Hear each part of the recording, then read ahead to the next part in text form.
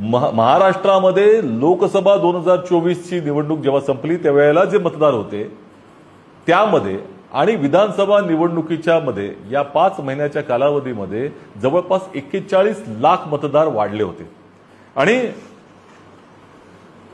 सगळ्यात गंभीर बाब ती ही की विधानसभा असू दे किंवा लोकसभेची निवडणूक असू दे, त्याची निवडणूक आयोगाची प्रक्रिया ही असते की जोपर्यंत पहिला निवडणुकीचा उमेदवारीचा अर्ज तारीख असते, जी मुदत दिलेली असते की ह्या तारखेपासून निवडणुकीचा अर्ज भरला जाईल, पहिला अर्ज त्या ठिकाणी येईल, त्या तारखेच्या 10 दिवस अगोदरपर्यंत ही मतदार नोंदणी होत असते।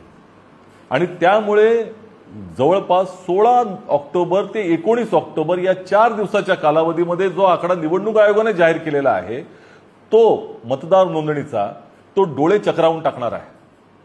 41 लाख मतदार हे 5 महिन्यामध्ये आले असले तरी त्या 4 दिवसामध्ये 16 ऑक्टोबर ते 19 ऑक्टोबर या कालावधीमध्ये जवळपास 6,55,709 मतदारांची नोंदणी झालेली आहे। आणि ही नोंदणी ऑनलाईन झालेली आहे, ऑफलाईन झालेली आहे।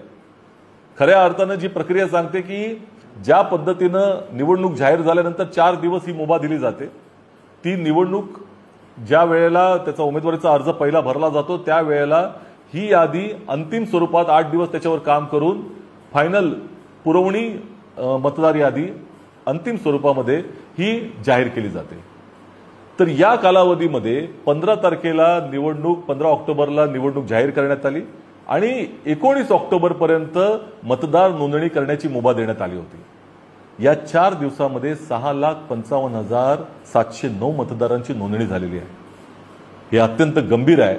याचं स्पष्टीकरण मला असं वाटतं की निवडणूक आयोगाने स्वतः दिलं पाहिजे।